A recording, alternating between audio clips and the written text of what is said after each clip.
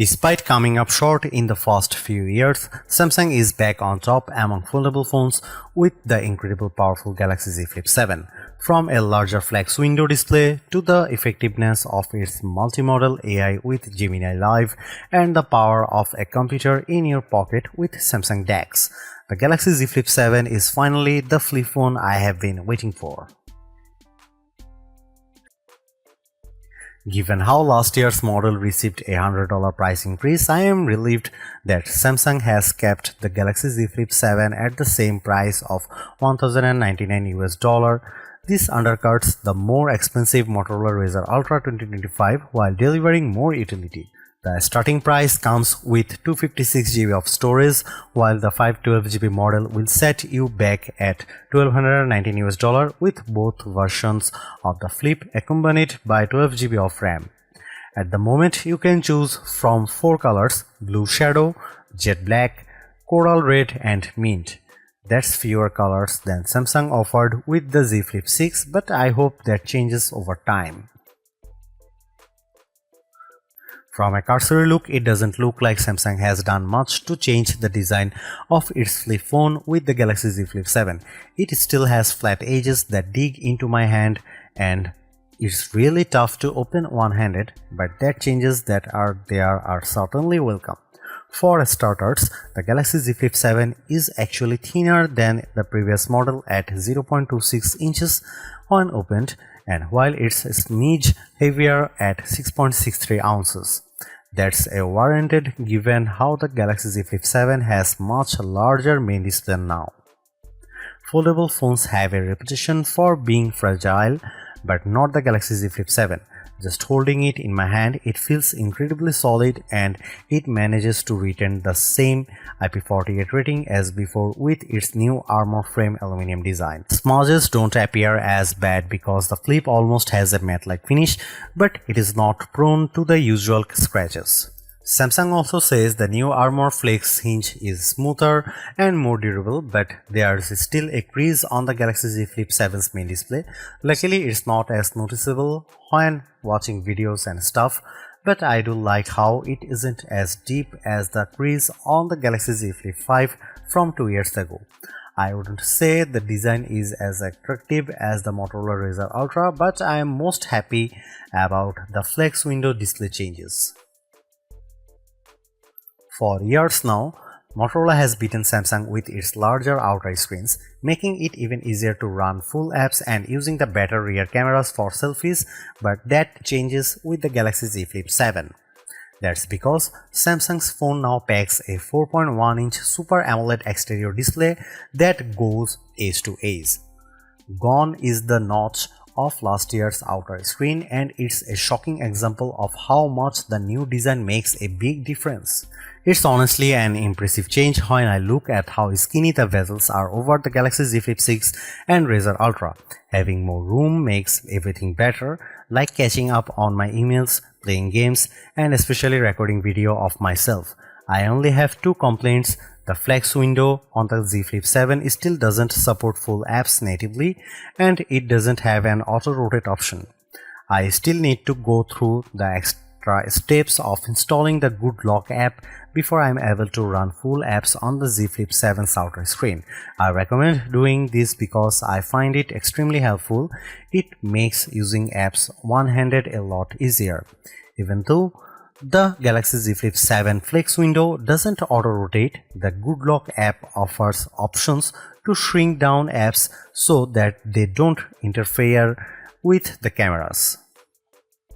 Meanwhile, the inner display on the Galaxy Z Flip 7 grows to 6.9 inches up from the 6.7-inch size of the Z Flip 6.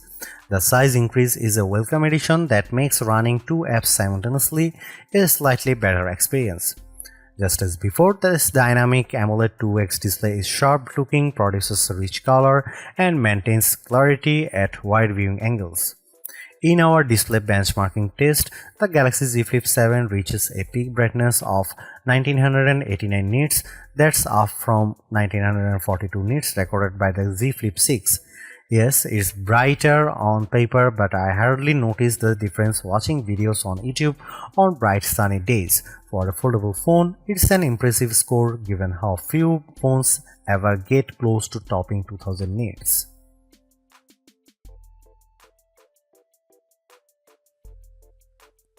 Sadly, Samsung doesn't give the Galaxy Z Flip 7 any big upgrades like what it does with Galaxy Z Fold 7.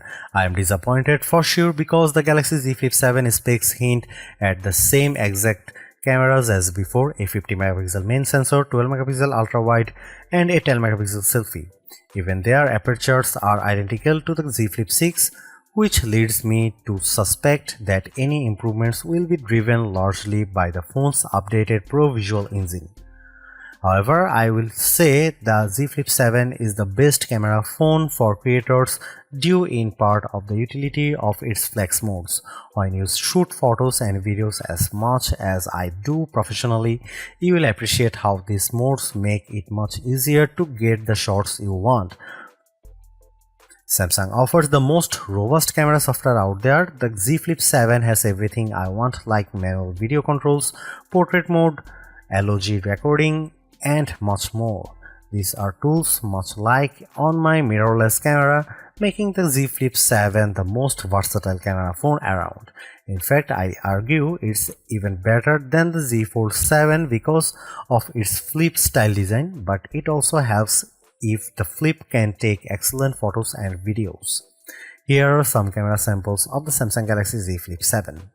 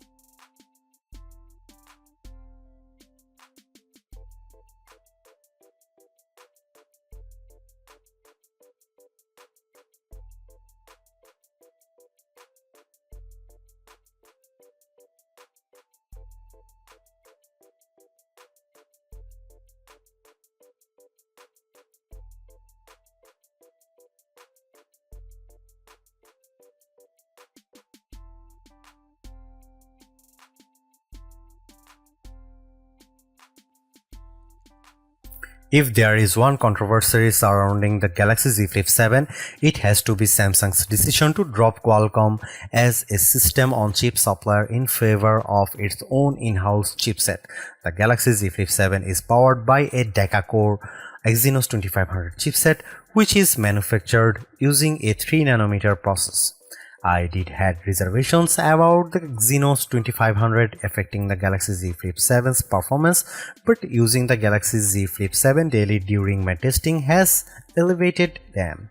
Although the performance benchmark scores don't beat phones running the Snapdragon 8 Elite, they are not too far off. Take its single and multi-core Geekbench 6 scores at 2286 and 8079 respectively. For the Galaxy Z Flip 7, they aren't too far behind the Razer Ultra 2025.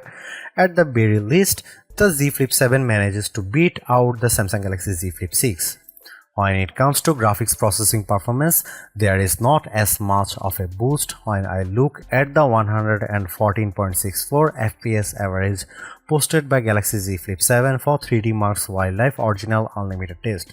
Don't get me wrong, that's still pretty smooth, but it's nowhere close to the 145 frame rate per second that the Razer Ultra achieves. I am not one to lean on synthetic scores because I value a phone's GPU performance based on my actual experience. After putting in some playing time with Age of Origins and Diablo Immortal on the Galaxy Z Flip 7, I barely notice any major differences compared to gameplay on the Razer Ultra. Spells that I cast in Diablo Immortal don't drop the frame rate of the game, while larger battle sequences in Age of Origins don't shatter either. However, the Exynos 2500 is laughably slow at rendering video. With Adobe Premiere Rush, it takes more than a minute for it to render, where the same task for last year's Snapdragon 8 Gen 3 powered Z Flip 6 took 43 seconds. That's a big difference that's tough to explain, but it could come down to how the Exynos 2400 is optimized specifically for video rendering.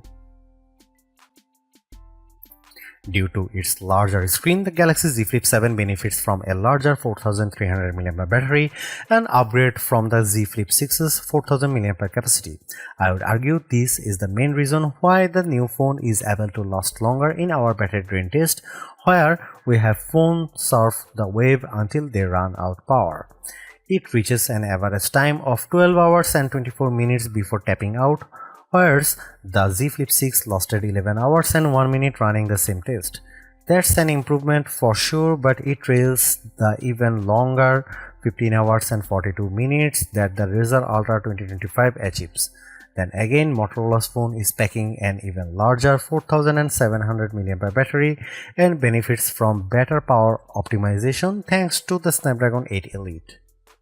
I have no complaints with the Galaxy Z Flip 7's battery performance based on my day-to-day experience so far, which gets me through my work day with no issues at all. At around bedtime though, I have usually found it running into power saving mode, so nightly charging is necessary with this one. While the battery life performance could have been better, I was hoping for Samsung to offset it by giving the Galaxy Z Flip 7 faster charging speeds. That's not the case here, as the new phone is still sporting the same speed as before. That's 25 watt wired and 15 watt wireless. After 15 and 30 minutes of charging, the Galaxy Z Flip's battery is able to get to 29% and 55% respectively. When I think about AI, I often remember Samantha, the AI assistant in the 2013 film Her, voiced by Scarlett Johansson. That's the epitome of how I could carry AI with me everywhere, and the Galaxy Z Flip 7 is the closest thing we have to that. This is because of the multimodal capabilities of Gemini Live, which lets Gemini tap into the camera to see the world around me. What makes the Galaxy Z Flip 7 a better AI companion than say the Galaxy Z Fold 7 is how its compact size lets me carry the phone in my short pocket. I have actually tried keeping the one half of the Galaxy Z Flip 7 with the cover screen on the outside of my short pocket, mimicking how Joaquin Phoenix's character carried around Samantha on his adventures. Now that's something you couldn't do with larger phones. Since Gemini Live is multimodal, I am able to ask about everything I am looking at. I used the assistant to check out the circuit breaker in my home to see if there is anything wrong with it because the second inexplicably lost power. To my surprise, Gemini was able to determine that one of the breakers was tripped, which I couldn't tell because it looked like it was in the on position, and it guided me on how to reset the breaker. That saved me from having to call an electrician to come out. Beyond Gemini Live, there are a few more new additions courtesy of Galaxy AI. Borrowing from the Galaxy S25 series from earlier in the year, the Z Flip 7 offers the Now Brief and Now Bar. They are useful additions, but I find the Now Bar much more helpful due to how it essentially has rich live notifications. There is also cross-app actions, which leans on Gemini to perform complex actions all with voice commands. It works well across the native apps on the Flip to do things like researching the next time I have an appointment and reminding me, but I really want to see more support for third-party apps. Obviously, it's a work in progress, but it is still light years better than anything Apple Intelligence offers. Other new Galaxy AI features with the Z Flip 7 include a new audio eraser tool that also debuted with the Galaxy S25. For the average person, audio eraser lets them remove distracting or unwanted background noise from videos, but in my experience, it can sometimes cause my voice to sound a little too artificial when I get too generous with the noise cancellation. Beyond that, the Galaxy Z Flip 7 has all the other Galaxy AI features that have been released to date. They include photo editing stuff like generative edit and sketch to image, along with productivity-centric ones such as writing assist, call assist, note assist, and more. Even though there is not as many new Galaxy AI tools introduced here, the latest Flip still has one of the richest packages around. Usually, it's Google's Pixel phones that are the first to debut the latest version of Android, but this time it's Samsung with its One UI 8 software running on top of Android 16. Most of the changes come in the way of the new AI features I have already mentioned, like the Now Bar and multimodal Gemini Live. Anyone familiar with the One UI 7 won't notice a whole lot of visual changes to the interface, including advanced features like the AI Select tool that can quickly be accessed through the Edge panel, just like the S25 series. The Z Flip 7 is a multitasking powerhouse with split screen mode that runs two apps on top of each other, while a third one can be overlaid using a pop-up view. But the biggest addition to the software is the introduction of Samsung DeX, a feature I have been begging for. I never understood why DeX support was omitted from Samsung's Flip phones, but it's yet another reason why I believed the Galaxy Z Flip 7 makes a strong case in being a best phone contender. Samsung DeX gives me that desktop PC-like experience when I connect it to a monitor, which I find super helpful. Even though I have explained that Samsung doesn't make any changes to the experience here with the Z Flip 7, I am just stoked it's finally here. The Galaxy Z Flip 7 is the best foldable phone in my opinion. After using the Z Fold 6 for most of the last year, it's refreshing to switch it to a flip style phone. I'm especially glad it's much lighter, more compact device for me to carry around. Thanks to big upgrades like its larger flex window display, multimodal AI capabilities, and Samsung DeX. The Galaxy Z Flip 7 has all the ingredients in what I want in a phone, and it helps that it doesn't cost a fortune either.